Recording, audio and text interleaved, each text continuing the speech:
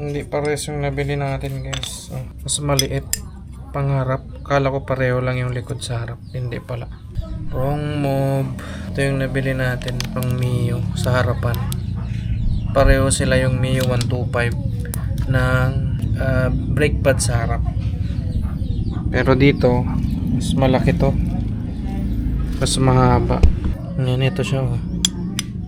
Hindi rin kasya tong bilog dito. Hindi masuot. Ito. Ayaw. Tsaka maliit. Maliit talaga siya.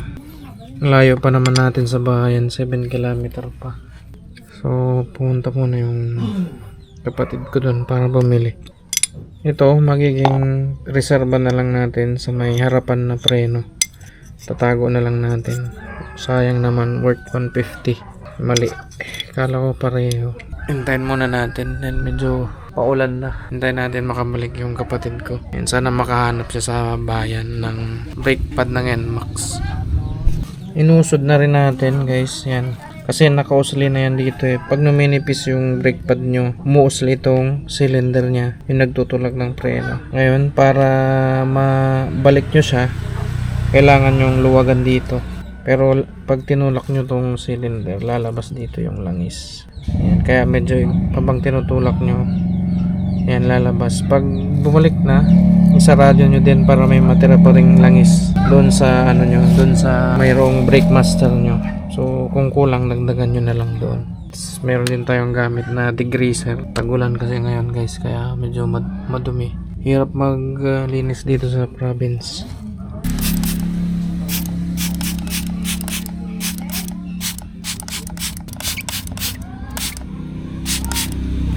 Yan natin ito. Para hindi siya nakabitin. Link in the description guys. Ito naman maliliit na screwdriver sa Mr. DIY naman to. So sa pagtanggal pala nung caliper sa likod guys, gamit natin is 14mm. Both sa likod 14mm. Pero dun sa harap torque wrench ang gamit doon. Yung pinakamalaking torque wrench. Ayan. Ito siya. Ito yung pinangtanggal ko. Marami na rin siyang marami na rin sizes. Meron pang malaki oh. So ganyan siya. Pag malalaking mga bolt, kapag maliliit ito. So yan o, nakinalawang na. Ito yun. Ano niya sa likod, kabitan bolt ng caliper. Ito yung mga tools, ito yung mga natanggal. Ito yung bolt sa caliper, yung caliper bracket, tapos yung mga pin na naglalak dito sa may kabitan ng brake pad. Tapos ito naman yung takip dun sa ng fuel, brake fluid. Yan, para mausod nyo yung cylinder. Tabi muna natin ito, baka mawala.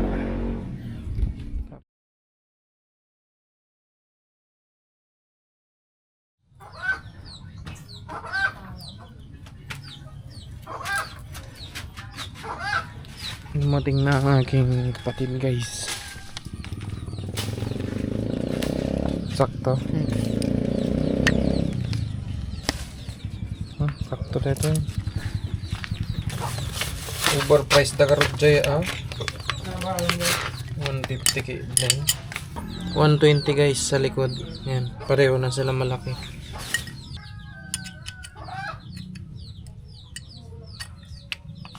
Yun yun.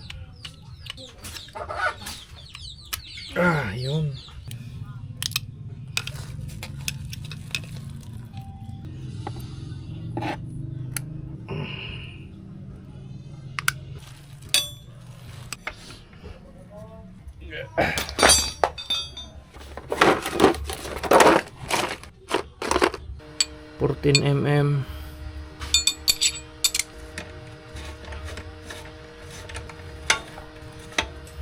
Tapos yung final leg bit.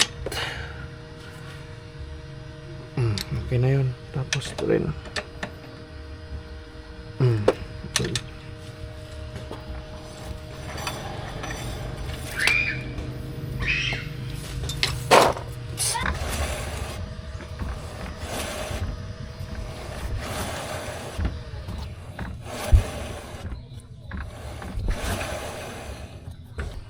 Wala nang langis guys. Yan o, kasi nag-bleed tayo kanina. Hindi boy. Screw. May sobra pa tayong brake fluid nung nagpakabit tayo nung last. So gagamitin natin ngayon. Magtalo kayo lang. Ay. So pag nagtatanggal kayo nito guys, huwag nyong masyadong higpitan para madaling matanggal.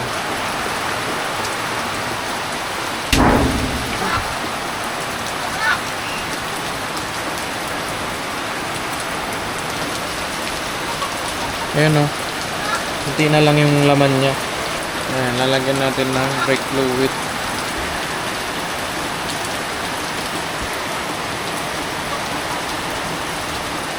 Laman di pa muna sticks na mag-agkodeta eh. Huwag nyo masyadong punuin guys, baka umapaw siya.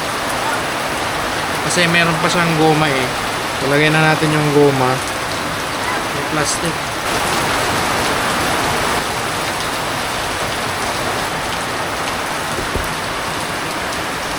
Huwag nyo na lang masyadong higpitan para sa susunod na magtatanggal kayo, madaling matanggal.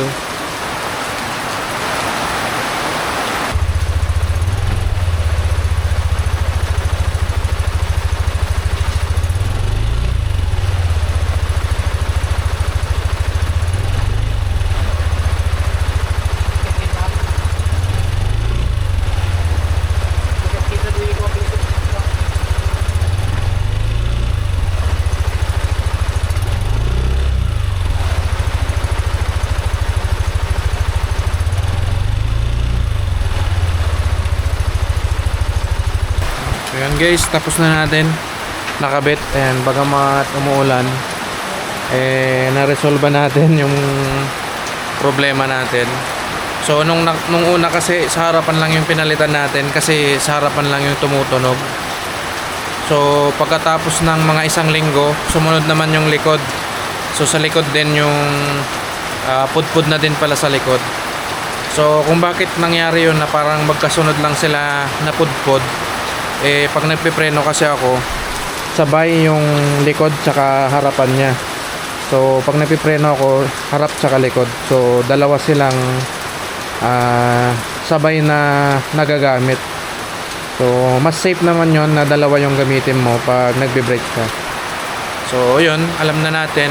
So kada magpapalit tayo ng brake pad, isabay na natin yung harap tsaka likod.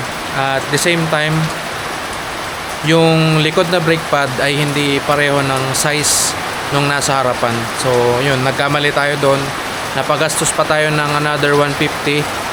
So yung nabili natin na brake pad na para sa likod, sana gagawin na lang nating reserba, kasi kasya naman yun sa harapan na brake pad. So yun lang guys. Thank you for watching this video. Update ko kayo ulit kung meron akong mga gagawin pa dito sa motor na to or papalitan. So be sure to subscribe, and thank you for watching. Catch you guys in the next video. Peace and ride safe.